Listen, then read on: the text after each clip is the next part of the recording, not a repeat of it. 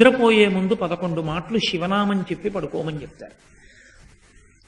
తెల్లవారి నిద్ర లేచేటప్పుడు మీరు పరమశివ భక్తులైనా సరే, మీ కులదేవత పార్వతీ పరమేశ్వరులైనా సరే, శివ అంటూ లేవడాన్ని శాస్త్రం అంగీకరించదు.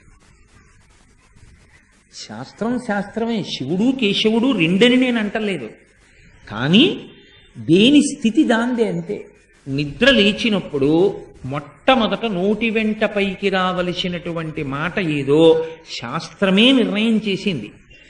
ఇంకా వేరొక మాట ఏదీ నోటి వెంట రాకూడదు. మొట్టమొదట తెలివి రాగానే రావలసిన మాట ఒక్కటే, అది 3 మార్లు పలికి లేవాలి మనసం మించింది. శ్రీహరి శ్రీహరి శ్రీహరి అన్నారు.